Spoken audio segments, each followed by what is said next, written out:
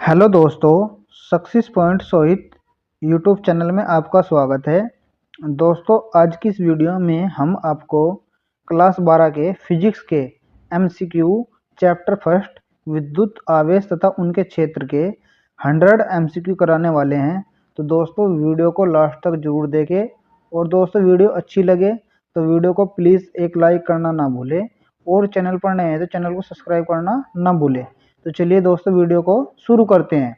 तो दोस्तों, हमारा पहला क्वेश्चन है, निम्नलिखित में से कौन सदिश राशि है? तो ऑप्शन ए आवेश, ऑप्शन बी धारिता, ऑप्शन सी विद्युत क्षेत्र की तीव्रता और ऑप्शन डी इनमें से कोई नहीं है। तो दोस्तों, इसका सही आंसर हो जाएगा ऑप्शन सी विद्युत क्षेत्र की तीव्रता। अब दोस्तों, हमारा दूसरा क्वेश्चन है विद्युत आवेश का एसआई मात्रक क्या होता है?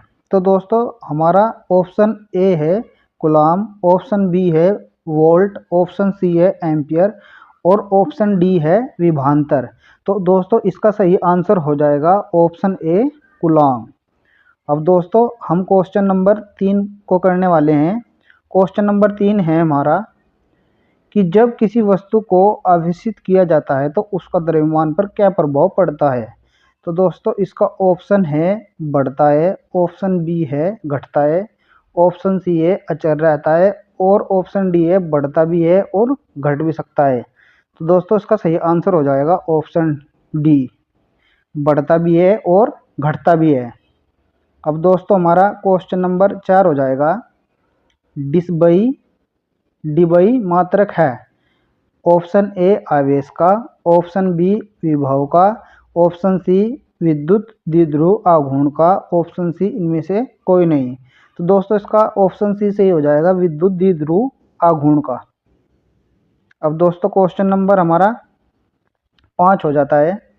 5 हमारा क्वेश्चन नंबर है। तो इसमें क्वेश्चन में दे रखा है कि विद्युत क्षेत्र की तीव्रता का मात्रक होता है न्यूटन प्रति कूलाम, ऑप्शन बी न्यूटन प्रति कूलाम, ऑप्शन सी वोल्ट प्रति मीटर, ऑप्शन डी कूलाम प्रति न्यूटन।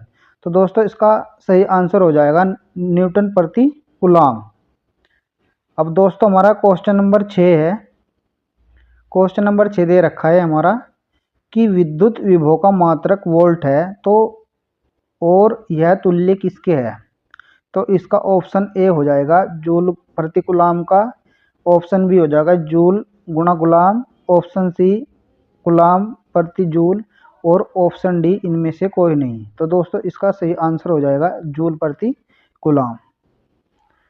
अब दोस्तों, हमारा क्वेश्चन नंबर 7 है कि विद्युत आवेश का ईएसयू मात्रक होता है। ऑप्शन ए है 4.78 गुणा 10⁻⁻⁻, ऑप्शन बी है 1.6 गुणा 10⁻⁻⁹, ऑप्शन सी है 2.99 गुणा 10⁻⁹ और ऑप्शन डी है -1.6 गुणा 10⁻⁻⁹। तो दोस्तों, इसका ऑप्शन ए सही हो जाएगा 4.76 गुणा 10⁻⁻10। अब दोस्तों, हमारा क्वेश्चन नंबर 8 है।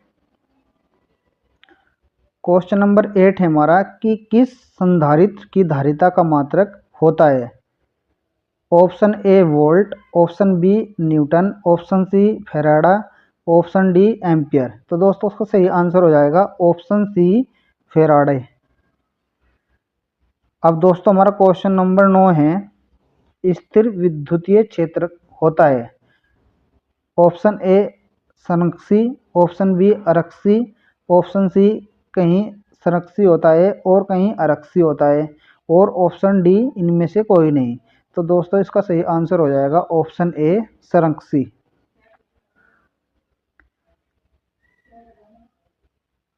अब दोस्तों, हमारा क्वेश्चन नंबर 10 है, वह आवेश चालक तरह से किसी बिंदु पर विद्युत क्षेत्र की तीव्रता होती है? तो दोस्तों, ऑप्शन ए शून्य होती है, ऑप्शन बी है सतह के लंबवत होती है और ऑप्शन सी है सतह के स्पर्शी होती है और ऑप्शन डी है सतह पर 45 डिग्री का कोण बनाती है। तो दोस्तों इसका ऑप्शन बी सही हो जाएगा, सतह के लंबवत होती है, यानी कि 90 डिग्री का कोण बनाती है सतह पर। अब दोस्तों हमारा क्वेश्चन नंबर 11 है 11 कि चुंबकीय फ्लक्स घनत्व का मात्रक होता है। तो दोस्तों इसका सही ऑप्शन ए है वेबर प्रति मीटर का स्क्वायर, ऑप्शन बी है टेस्ला, ऑप्शन सी है न्यूटन प्रति कूलम और ऑप्शन डी है मीटर स्क्वायर प्रति सेकंड। अब दोस्तों इसका सही आंसर हो जाएगा वेबर प्रति मीटर का स्क्वायर, ऑप्शन ए सही हो जाएगा इसका वेबर प्रति मीटर का स्क्वायर। अब दोस्तों हमारा क्वेश्चन नंबर 12 हो जाएगा। तो दोस्तों हमारा क्वेश्चन नंबर 12 है कि किसी वस्तु पर परावैद्युत स्थिरांक हमेशा अधिक होता है।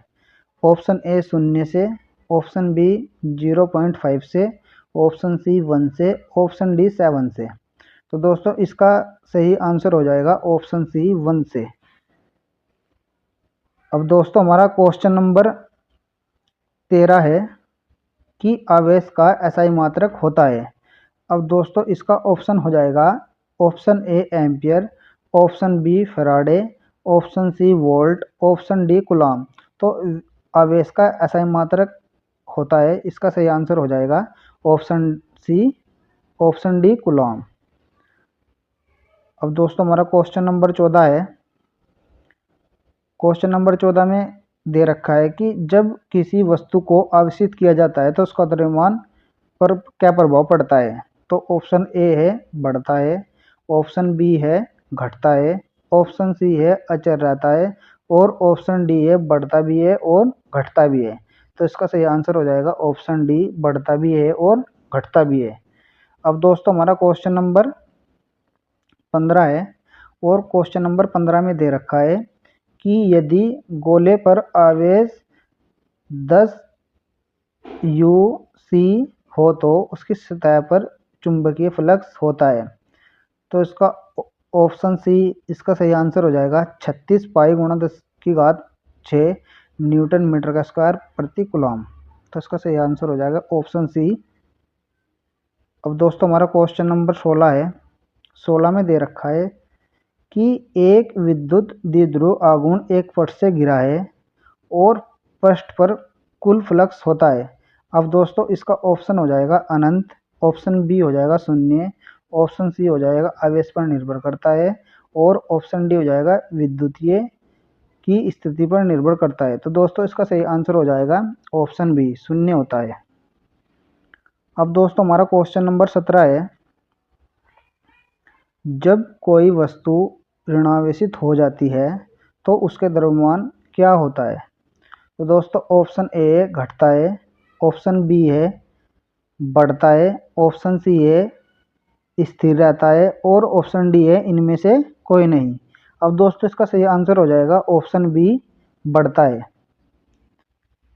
दोस्तों हमारा क्वेश्चन नंबर 18 है कि एक्स पर x का मान 0 पर क्यू तथा x का मान a और t क्यू 2 क्यू आवेश रखे हैं तो e का मान 0 होगा कि क्या होगा। तो दोस्तों इसका ऑप्शन ए है कि 0 लेस देन होगा x और लेस देन a, और बी ऑप्शन बी है कि x ग्रेटर देन होगा a के, ऑप्शन सी है x लेस देन होगा 0 के, ऑप्शन डी है कि x होगा ग्रेटर देन a के। दोस्तों इसका ऑप्शन सी सही हो जाएगा x लेस देन 0 के। अब दोस्तों हमारा क्वेश्चन नंबर 19 है कि निवार्त की विद्युतशीलता का मात्रक होता है। तो दोस्तों इसका ऑप्शन ए हो जाएगा न्यूटन मीटर का स्क्वायर प्रति कूलम का स्क्वायर, ऑप्शन बी हो जाएगा न्यूटन वोल्ट प्रति मीटर का स्क्वायर, ऑप्शन सी हो जाएगा न्यूटन प्रति कूलम, ऑप्शन डी हो जाएगा कूलम का स्क्वायर न्यूटन प्रति मीटर का स्क्वायर। तो दोस्तों इसका ऑप्शन डी सही हो जाएगा कूलम का स्क्वायर प्रति न्यूटन मीटर का स्क्वायर। अब दोस्तों हमारा क्वेश्चन नंबर 20 है कि विद्युत फ्लक्स का मात्रक होता है। तो दोस्तों हमारा ऑप्शन है न्यूटन प्रति कूलम, ऑप्शन बी है वोल्ट प्रति मीटर, ऑप्शन सी है वोल्ट प्रति मीटर, ऑप्शन डी है न्यूटन मीटर प्रति वोल्ट। तो दोस्तों उसका ऑप्शन बी सही हो जाएगा, वोल्ट मीटर। दोस्तों हमारा 21वां क्वेश्चन है, किसी आवेश चालक के नज़दीक विद्युत क्षेत्र की तीव्रता का मान होता है। तो दोस्तों इसका ऑप्शन ए सही हो जाएगा, ईटा प्रति एप्सिलॉन 0। और दोस्तों हमारा 22वां क्वेश्चन है, एक कूलाम आवेश में कितने इलेक्ट्रॉन होते हैं।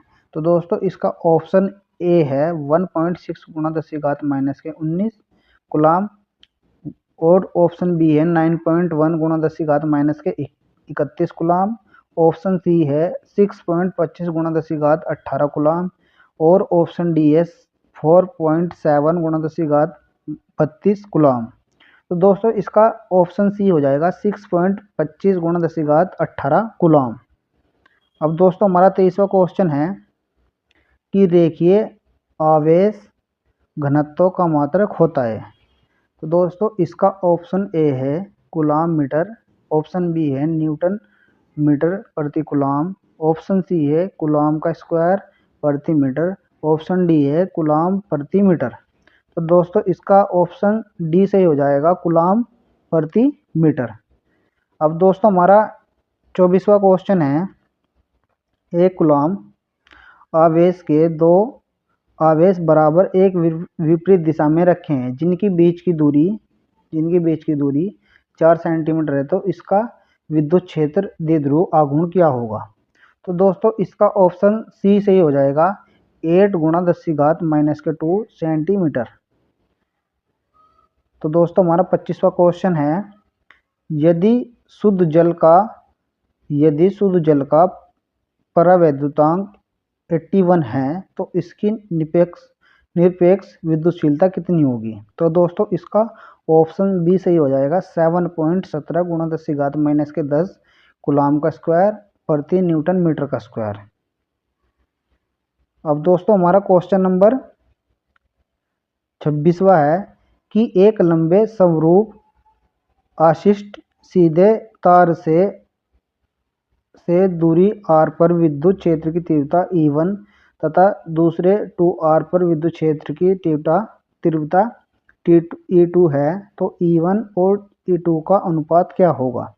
तो दोस्तों इसका ऑप्शन बी सही हो जाएगा, 2:1। दोस्तों हमारा क्वेश्चन नंबर 27 है, एक विद्युत द्विध्रुव के अक्ष पर r दूरी पर विद्युत क्षेत्र की तीव्रता E1 तथा लंबवत अर्धवृत्त रेखा पर r दूरी पर तीव्रता E2 है, तो E1 व E2 के बीच का कोण E1 व E2 एवं 0 होगा। तो दोस्तों इसका ऑप्शन सी सही हो जाएगा, 2:1 और पाई के इक्वल होगा। अब दोस्तों हमारा क्वेश्चन नंबर 28 है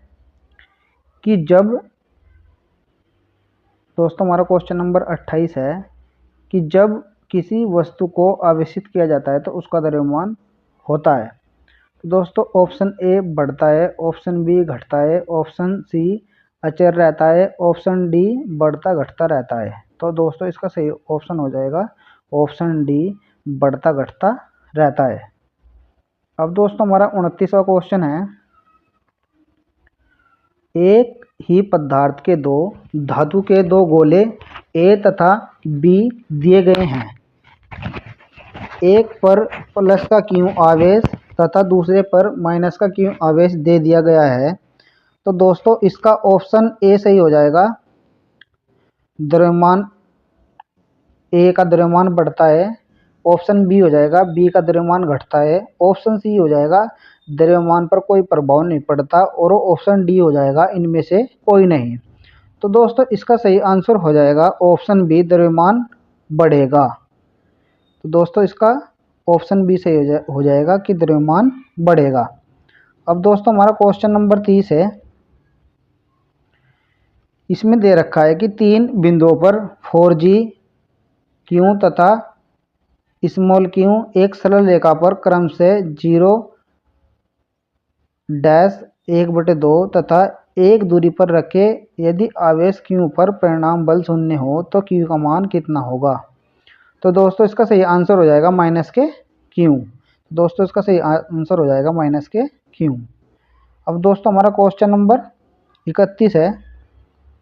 क्वेश्चन नंबर 31 में दे रखा है दोस्तों हमारे कि यदि किसी घिरे सतह पर कुल विद्युत फ्लक्स पृष्ठ के भीतर स्थित कुल आवेश का मान कितना होगा। तो दोस्तों इसका ऑप्शन ए हो जाएगा 1/ε0 के गुणा के इक्वल होगा। तो दोस्तों इसका ऑप्शन ए हो जाएगा सही। अब क्वेश्चन नंबर 32 दे रखा है। इसमें दे रखा है कि दो विद्युत क्षेत्र रेखीय एक दूसरे को किस कोण पर काटेगी। ऑप्शन ए है 90 डिग्री पर, ऑप्शन बी है 45 डिग्री पर, ऑप्शन सी है 30 डिग्री पर और ऑप्शन डी है नहीं काटेगी। तो दोस्तों ऑप्शन सी से हो जाएगा कि नहीं काटेगी। अब दोस्तों हमारा क्वेश्चन नंबर 33वां दे रखा है। इसमें दे रखा है कि विद्युत आवेश का क्वांटम ESU का मात्रक होता है। तो दोस्तों इसका सही आंसर हो जाएगा ऑप्शन ए 4.78 गुणा 10⁻⁻10 जूल। अब दोस्तों हमारा क्वेश्चन नंबर दे रखा है 34वां और इसमें दे रखा है दोस्तों कि एक विद्युत ध्रुव दो विपरीत आवेशों से बनी है जिसका परिणाम 3.2 गुणा 10⁻⁻19 कूलाम तथा 3.2 गुणा 10⁻⁻19 कूलाम के बीच की दूरी है 2.5 गुणा 10⁻⁻10 मीटर। तो विद्युत द्विध्रुव आघूर्ण का मान कितना होगा। तो दोस्तों इसका ऑप्शन बी सही हो जाएगा 7.68 गुणा 10⁻⁻29 कूलाम मीटर। अब दोस्तों हमारा क्वेश्चन 35वां है। इसमें दे रखा है कि विद्युत की स्थिर विद्युतीय क्षेत्र होता है ऑप्शन ए संरक्षी, ऑप्शन बी आरक्षी, ऑप्शन सी कहीं संरक्षी होता है और कहीं आरक्षी और ऑप्शन डी इनमें से कोई नहीं। तो दोस्तों इसका सही आंसर हो जाएगा संरक्षी। अब दोस्तों हमारा क्वेश्चन नंबर दे रखा है 36। इसमें दे रखा है दोस्तों कि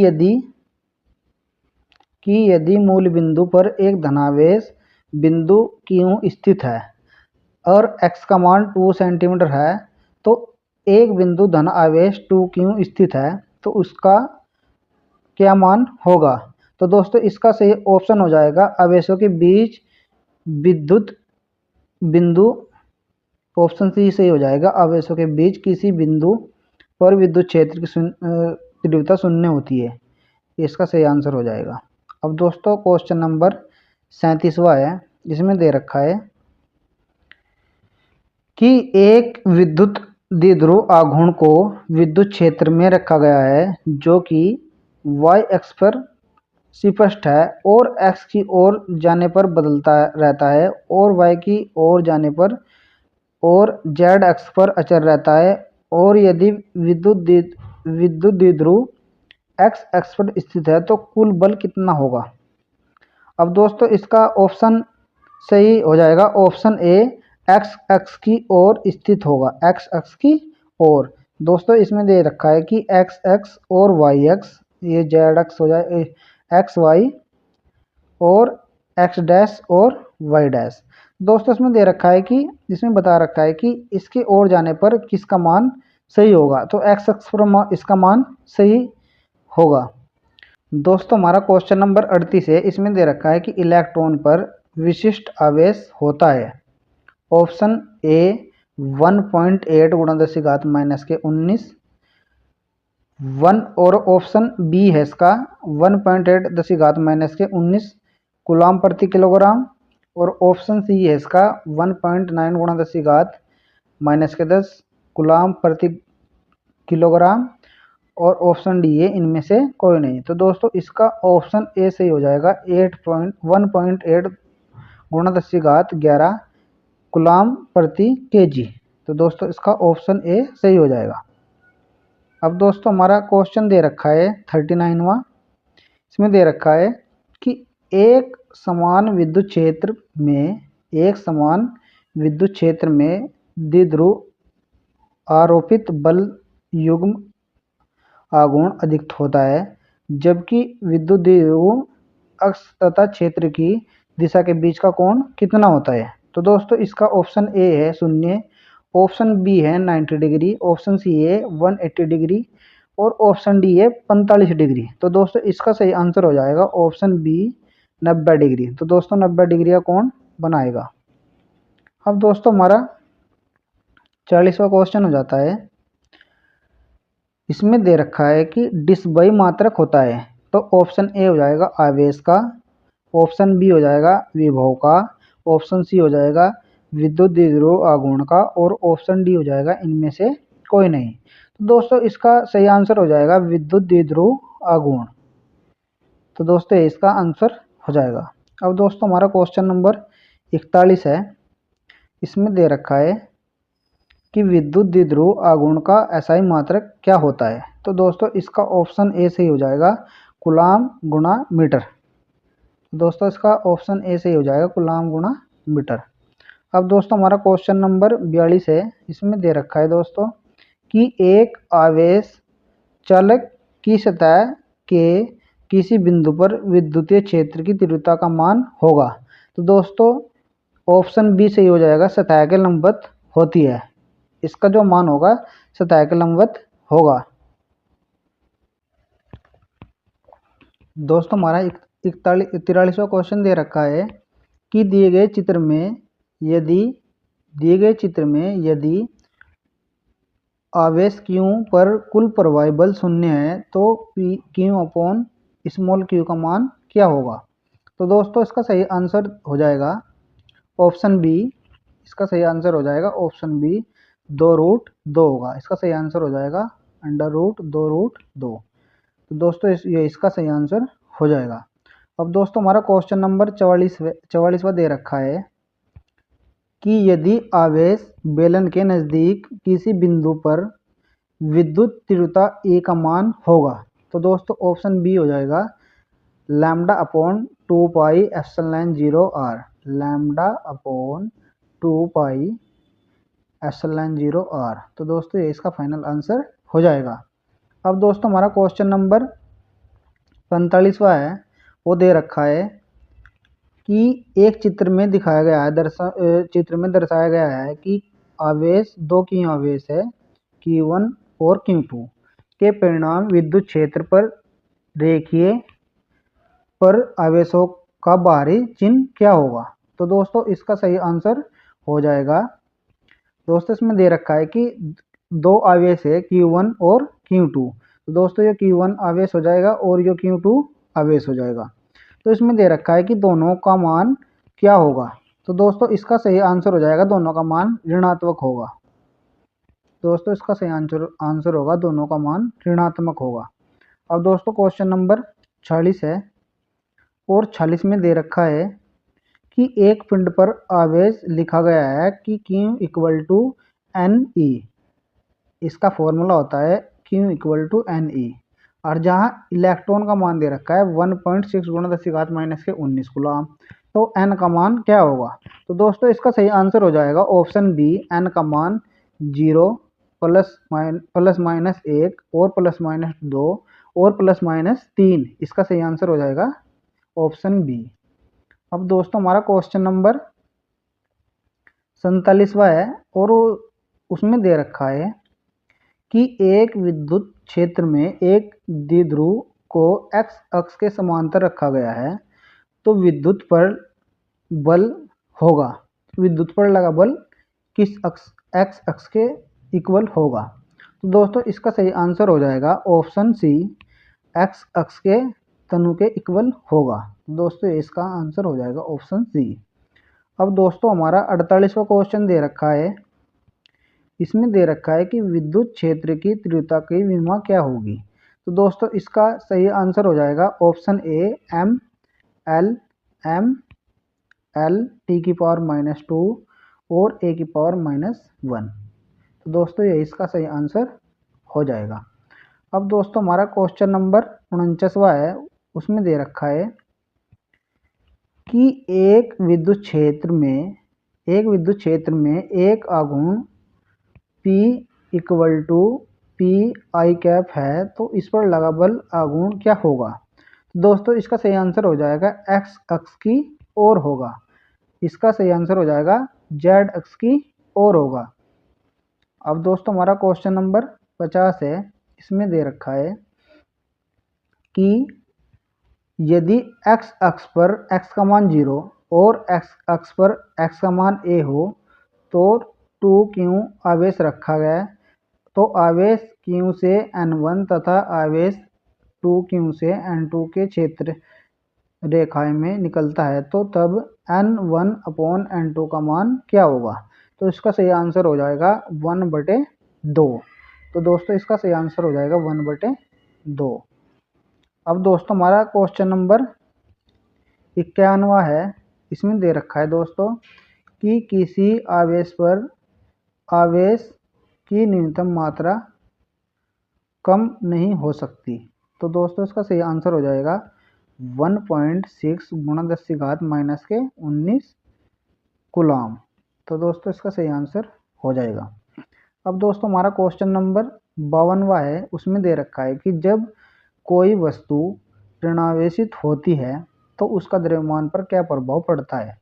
तो दोस्तों इसका ऑप्शन ए है कि घटता है, ऑप्शन बी है बढ़ता है, ऑप्शन सी है वही रहता है, ऑप्शन डी है कि इनमें से कोई नहीं। तो दोस्तों इसका सही ऑप्शन हो जाएगा ऑप्शन बी बढ़ता है, बढ़ता है। तो दोस्तों इसका आंसर हो जाएगा। अब दोस्तों हमारा क्वेश्चन नंबर 53वां है और इसमें दे रखा है कि किसी वस्तु पर आवेश का कारण होता है। तो दोस्तों इसका सही आंसर हो जाएगा इलेक्ट्रॉन का स्थानांतरण करना। दोस्तों इसका सही आंसर हो जाएगा ऑप्शन सी इलेक्ट्रॉनों का स्थानांतरण करना। अब दोस्तों हमारा 54वां क्वेश्चन है और इसमें दे रखा है कि विद्युत क्षेत्र की विमा का सूत्र क्या होता है। तो दोस्तों इसका सही आंसर हो जाएगा mL(T⁻⁻3) और A⁻⁻1। तो दोस्तों इसका सही आंसर हो जाएगा ऑप्शन 1। अब दोस्तों हमारा 55वां क्वेश्चन है और इसमें दे रखा है कि 1 स्टैंड कूलम इक्वल टू होता है कितने कूलम के इक्वल होता है। तो दोस्तों इसका सही आंसर हो जाएगा 1/3 × 10⁹ कूलम के। तो दोस्तों इसका सही आंसर हो जाएगा। अब दोस्तों हमारा क्वेश्चन नंबर दे रखा है 56वां और इसमें बता रखा है कि एक आवेश चलक का क्षेत्र आवेश घनत्व ईटा है तथा इसके विद्युत क्षेत्र का मान क्या होगा। दोस्तों इसका सही आंसर हो जाएगा η/ε0। तो दोस्तों ये इसका सही आंसर हो जाएगा η/ε0 के इक्वल होगा। अब दोस्तों हमारा क्वेश्चन नंबर 57वां दे रखा है और इसमें बता रखा है कि एक कूलम आवेश बराबर होता है। तो दोस्तों इसका सही आंसर हो जाएगा 3 × 10⁻⁻9 ESU के। तो दोस्तों इसका सही आंसर हो जाएगा 3 × 10⁹ ESU के। दोस्तों हमारा क्वेश्चन नंबर 58 है कि किसी वस्तु के धनात्मक या ऋणात्मक आवेश होने के लिए कौन उत्तरदायी होता है। Option A proton, option B electron, option C neutron, option D इनमें से कोई नहीं। तो दोस्तों ये इसका ऑप्शन बी सही हो जाएगा इलेक्ट्रॉन। इसका बी ऑप्शन सही हो जाएगा इलेक्ट्रॉन उत्तरदायी होता है धनात्मक या ऋणात्मक आवेशित करने के लिए। अब दोस्तों हमारा क्वेश्चन नंबर 59 हो जाएगा कि किसी आवेशित खोखले गोलाकार चलक के भीतर विद्युत क्षेत्र की तीव्रता का मान होता है। दोस्तों इसका सही आंसर हो जाएगा ईटा। तो दोस्तों इसका सही आंसर हो जाएगा 0। तो दोस्तों इसका सही आंसर हो जाएगा 0। तो दोस्तों ऑप्शन इसका तो दोस्तों इसमें क्वेश्चन नंबर 60वां है और इसमें दे रखा है कि वायु में एक दूसरे से 30 सेंटीमीटर की दूरी पर दो आवेशित कणों के क्रम से 2 गुणा 10 की घात माइनस के 7 कूलाम तथा 3 गुणा 10 की घात माइनस के 7 कूलाम हो तो इन इनके बीच लगने वाले बल का परिणाम होगा। तो दोस्तों इसका ऑप्शन ए सही हो जाएगा, 6 मीटर 6 मीटर प्रति न्यूटन। अब दोस्तों हमारा क्वेश्चन नंबर 61 है और इसमें दे रखा है कि एक विद्युत द्विध्रुव से 100 सेंटीमीटर की दूरी पर दो आवेशित ए तथा बी स्थित है और ए आरक्षित बिंदु है जबकि बी लंबवत विद्युतध्रुव है। तो विद्युत इसके भीतर विद्युत क्षेत्र की तीव्रता ए पर बी पर तीव्रता क्या होगी। तो दोस्तों इसका ऑप्शन डी सही हो जाएगा, माइनस के E/2। तो दोस्तों ये इसका फाइनल आंसर हो जाएगा। अब दोस्तों हमारा क्वेश्चन नंबर 62 है और उसमें दे रखा है कि यदि राशि के E square upon G M E M P जहाँ संकेतित है तो उसका विनिमय सूत्र क्या होगा। तो दोस्तों इसका सही आंसर हो जाएगा ऑप्शन सी, एम की 0, एल की 0, टी की 0 और ए की 0। तो दोस्तों इसका सही आंसर हो जाएगा ऑप्शन सी। अब दोस्तों हमारा क्वेश्चन नंबर 63 है, उसमें दे रखा है कि यदि एक समान विद्युत क्षेत्र के 3 पथ है, फर्स्ट वाला और सेकंड वाला और थर्ड वाला इसमें दिए गए हैं, तो इस पथ के चिन्हों का मान धनात्मक होगा और ऋणात्मक होगा। तो दोस्तों इसका ऑप्शन डी सही हो जाएगा कि पथ चिन्ह थर्ड धनात्मक में कन होता है, कि जो हमारा ये थर्ड वाला पॉइंट होगा जो क्या होगा, धनात्मक होगा यानी कि पॉजिटिव होगा। अब दोस्तों हमारा क्वेश्चन नंबर 64 है, उसमें दे रखा है कि एक कूलाम आवेश बराबर होता है। इसमें दे रखा है कि एक कूलाम आवेश बराबर होता है। तो दोस्तों इसका ऑप्शन ए सही हो जाएगा, 2.99 गुणा 10 की घात 9 ESU। तो दोस्तों इसका ऑप्शन ए हो जाएगा। अब दोस्तों हमारा क्वेश्चन नंबर 65वां है, उसमें दे रखा है कि कूलाम बल होता है। इसमें दे रखा है कि कूलाम बल होता है। तो दोस्तों इसका ऑप्शन हो जाएगा केंद्र बल, ऑप्शन बी हो जाएगा विद्युतीय बल, ऑप्शन सी हो जाएगा केंद्र बल और विद्युतीय बल दोनों, और ऑप्शन डी हो जाएगा इनमें से कोई नहीं। तो दोस्तों इसका ऑप्शन सी सही हो जाएगा, केंद्रीय बल और विद्युतीय बल दोनों कूलाम बल होते हैं। अब दोस्तों हमारा क्वेश्चन नंबर 66 है कि विद्युतशीलता x का मात्रक होता है। तो दोस्तों इसका सही आंसर हो जाएगा फैराडे प्रति मीटर। इसका सही आंसर हो जाएगा फैराडे प्रति मीटर। अब दोस्तों हमारा 67वां क्वेश्चन है, उसमें दे रखा है कि यदि किसी वस्तु पर आवेश की न्यूनतम मात्रा कम नहीं हो सकती, कि किसी वस्तु पर आवेश की न्यूनतम मात्रा कम नहीं हो सकती। तो दोस्तों कौन से आवेश पर नहीं हो सकती, तो 1.6 गुणा 10 की घात माइनस के 19 कूलाम पर। तो दोस्तों इसका ऑप्शन ए सही हो जाएगा। अब दोस्तों हमारा क्वेश्चन नंबर दे रखा है 68वां और इसमें दे रखा है कि किसी वस्तु पर एक कूलाम आवेश तब संभव है जब उससे निकलने वाले इलेक्ट्रॉनों की संख्या के बराबर होगी। तो दोस्तों हमारा क्वेश्चन नंबर इसका ऑप्शन सी सही हो जाएगा, 6.25 गुणा 10 की घात 18। तो दोस्तों इसका ऑप्शन सी हो जाएगा, सी सही, 6.25 गुणा 10 की घात 18।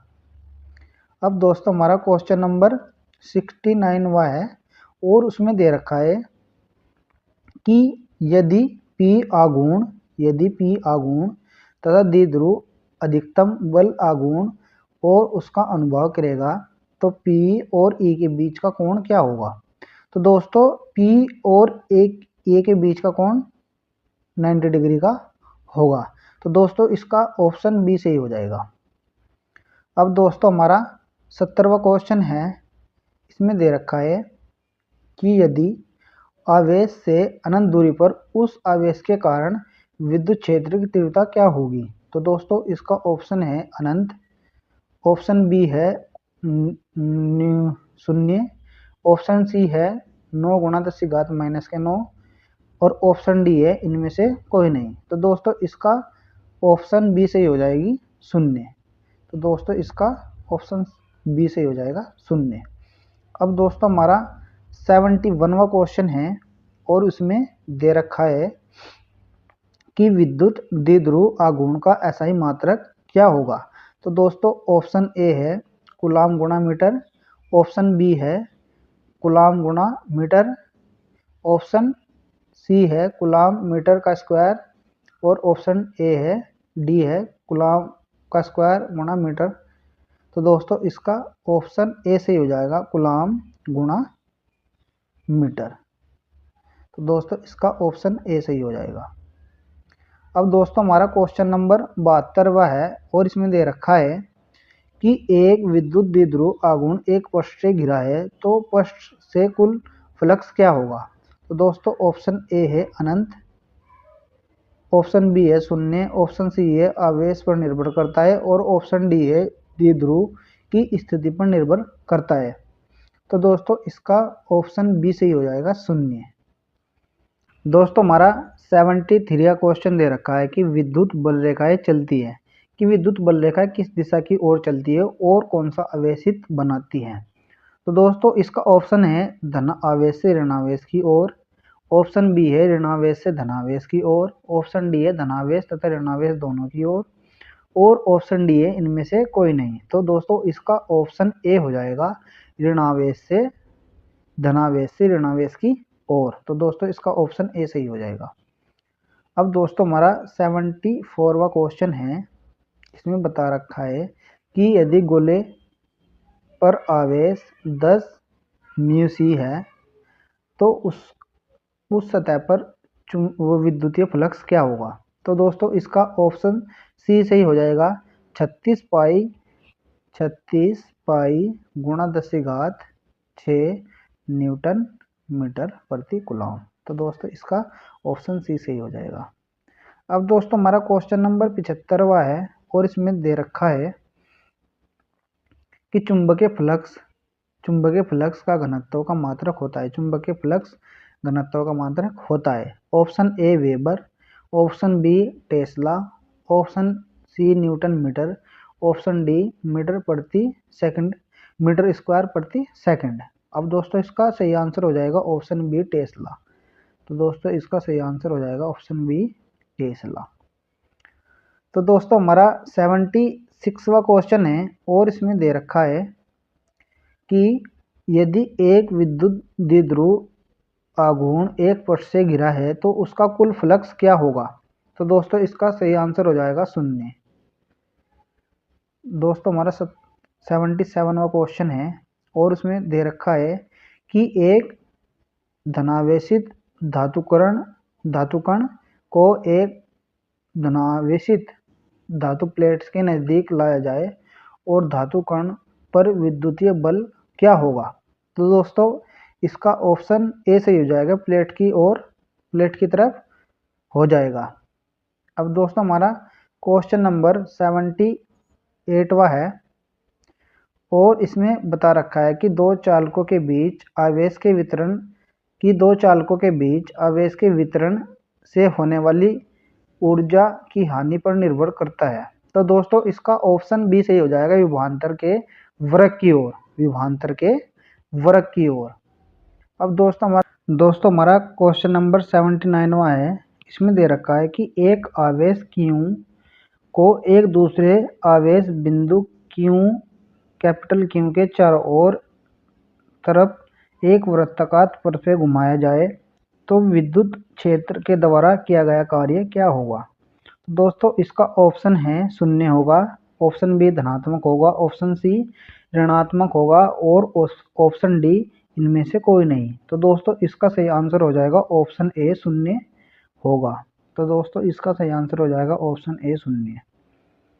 अब दोस्तों हमारा 18वां क्वेश्चन है। इसमें दे रखा है कि आवेश का एसआई मात्रक होता है। तो दोस्तों इसका ऑप्शन ए हो जाएगा एम्पियर, ऑप्शन बी हो जाएगा फैराडे, ऑप्शन सी हो जाएगा कूलाम, ऑप्शन डी हो जाएगा कूलाम, ऑप्शन सी हो जाएगा वोल्ट, ऑप्शन डी हो जाएगा कूलाम। तो दोस्तों इसका सही आंसर हो जाएगा ऑप्शन डी कूलाम।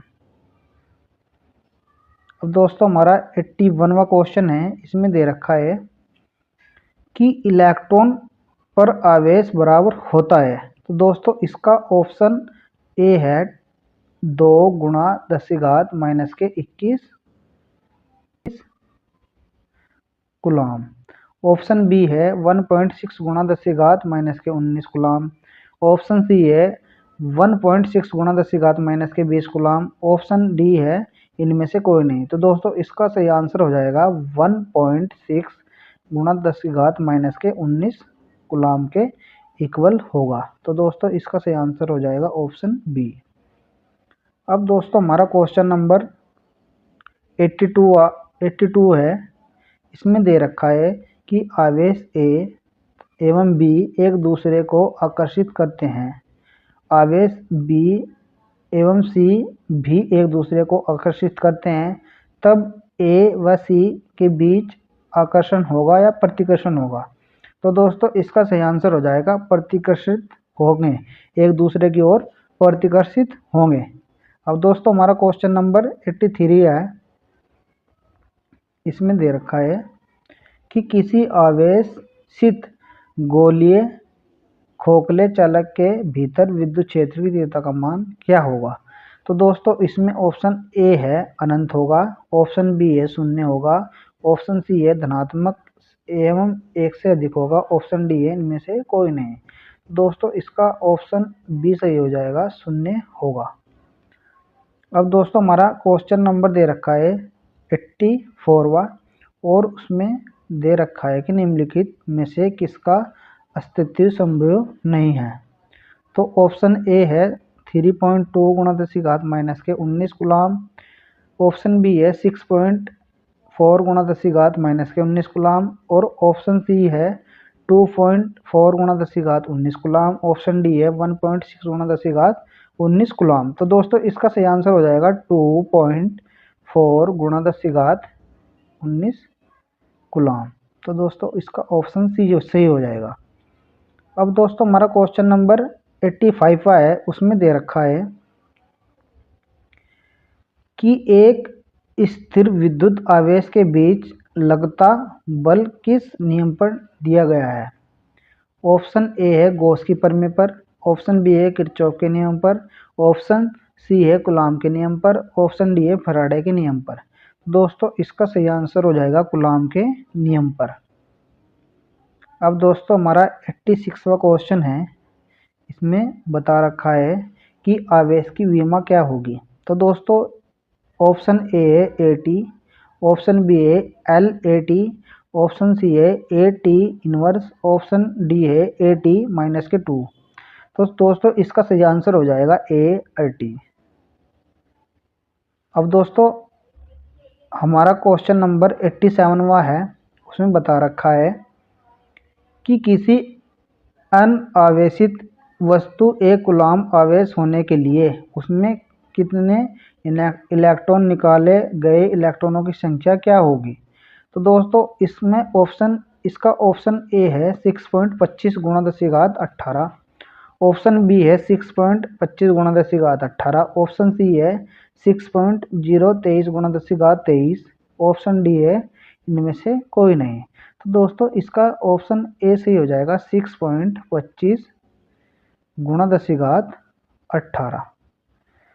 अब दोस्तों हमारा क्वेश्चन नंबर 88वां है और उसमें दे रखा है कि एक कूलाम आवेश है जो 0 से 1 मीटर की दूरी की स्थिति पर रखा है, तो समान आवेश पर बल लगता है या नहीं।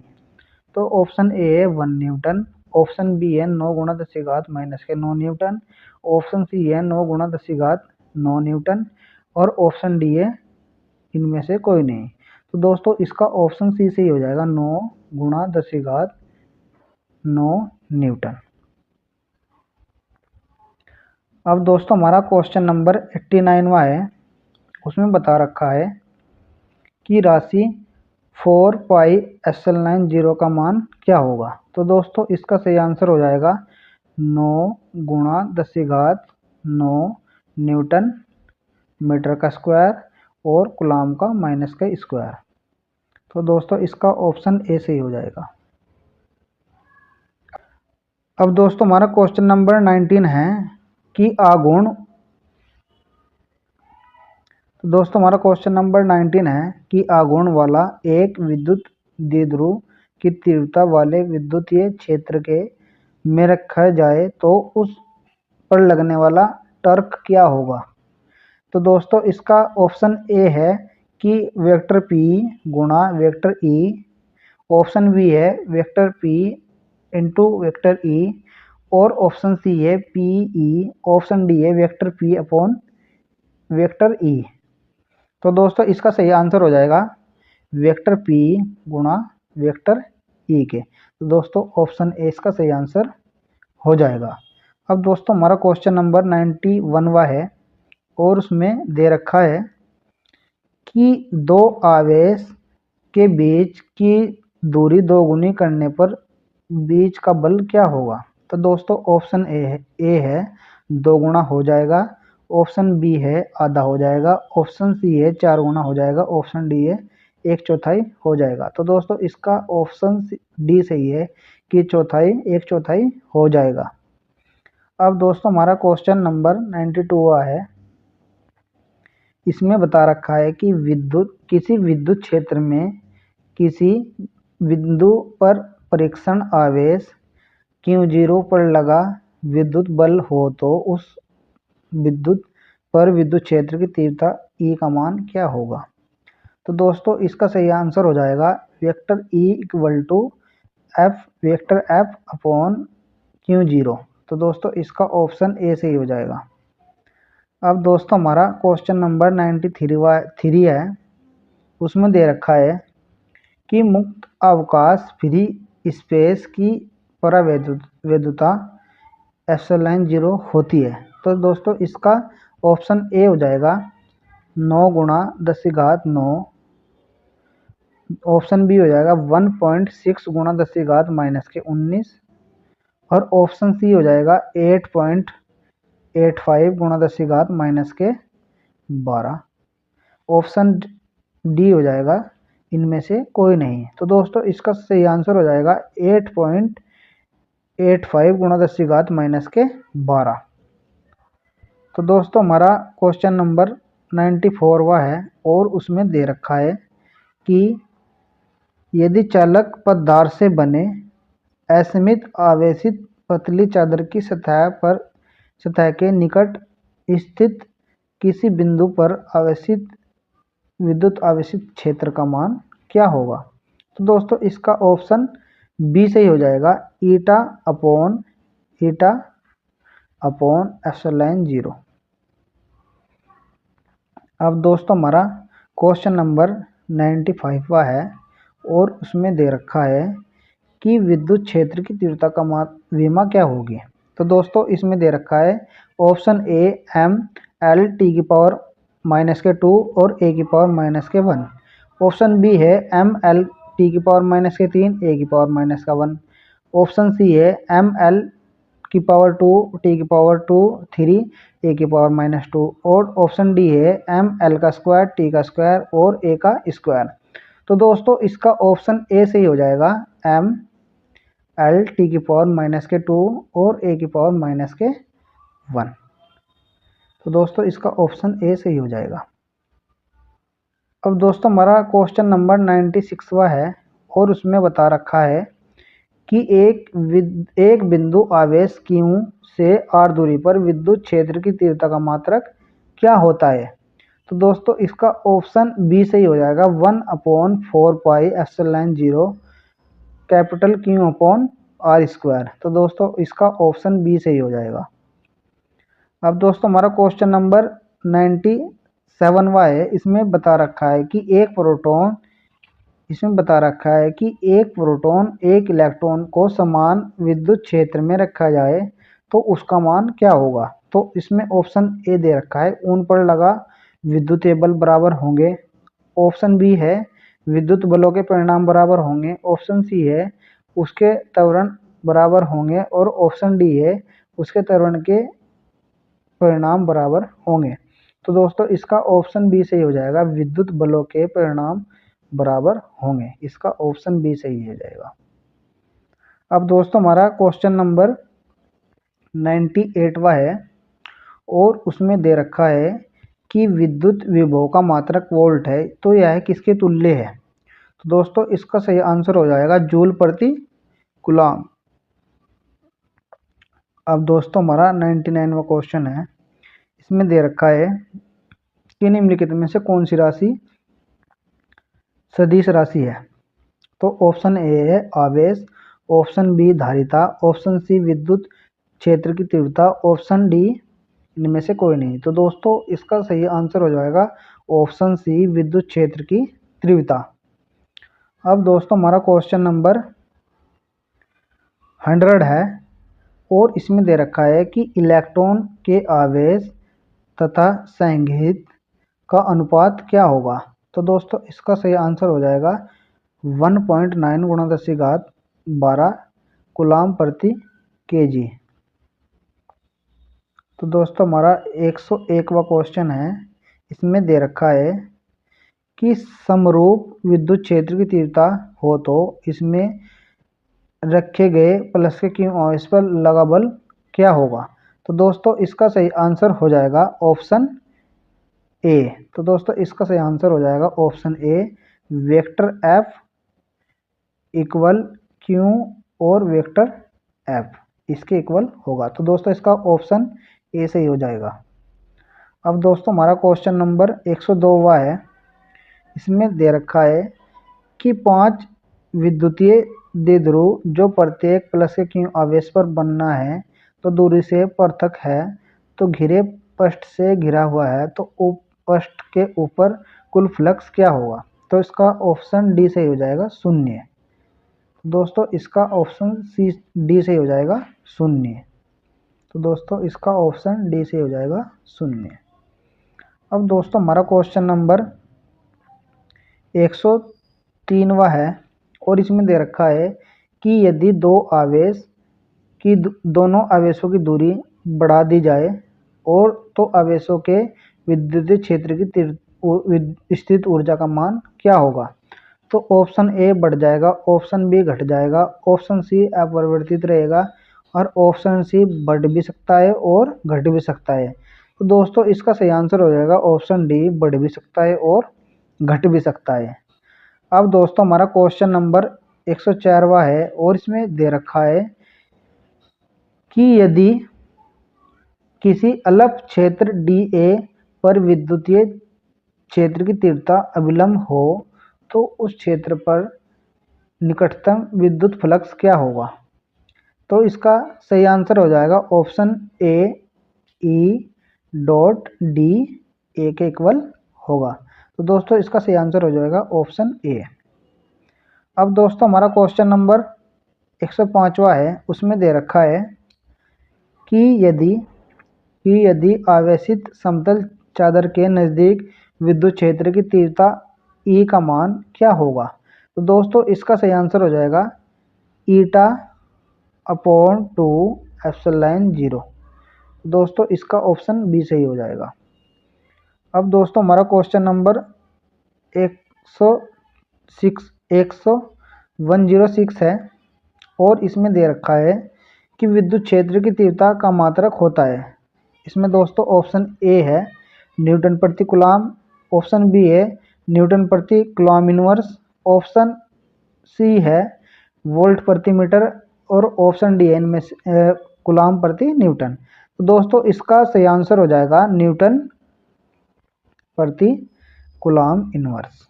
तो दोस्तों इसका सही आंसर हो जाएगा ऑप्शन बी।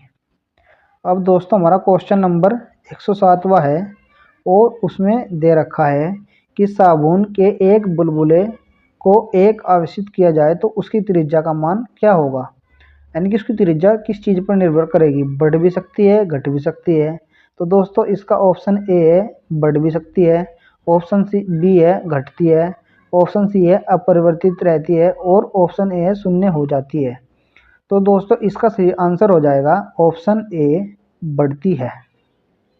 अब दोस्तों हमारा क्वेश्चन नंबर 108वां है और उसमें दे रखा है कि किसी चालक पदार्थ के गोले को आवेशित देने पर वह विपरीत होगा। तो दोस्तों ऑप्शन ए है सतह पर, ऑप्शन बी है सतह के अलावा अंदर भी, ऑप्शन सी है केवल भीतर और ऑप्शन डी है इनमें से कोई नहीं। तो दोस्तों इसका सही आंसर हो जाएगा इनमें से कोई नहीं, ऑप्शन डी सही हो जाएगा। अब दोस्तों हमारा 109वां क्वेश्चन है और उसमें दे रखा है कि चित्र अनुसार ए बी बी और सी, ई ए ई बी और ई सी है। तो दोस्तों ये किस क्षेत्र की ओर जाएंगे, इक्वल होंगे कि एक दूसरे के विपरीत होंगे। तो दोस्तों इसका सही आंसर हो जाएगा ई ए बराबर होगा ई ए बराबर होगा ई सी के और लेस देन ई बी के बराबर होगा। तो दोस्तों इसका ऑप्शन सी सही हो जाएगा। तो दोस्तों आई होप आपको ये वीडियो अच्छी लगी होगी। अगर दोस्तों आपको ये वीडियो अच्छी लगी है तो दोस्तों प्लीज़ वीडियो को एक लाइक ज़रूर करें और चैनल पर नए हैं तो चैनल को सब्सक्राइब करना ना भूलें। दोस्तों ऐसी वीडियो को देखने के लिए हमारे चैनल से जुड़े रहे और दोस्तों प्लीज़ वीडियो को एक लाइक ज़रूर करें और चैनल पर नए हैं तो चैनल को सब्सक्राइब करना ना भूलें। तो मिलते हैं नेक्स्ट वीडियो में, जब तक के लिए जय हिंद जय भारत वंदे मातरम।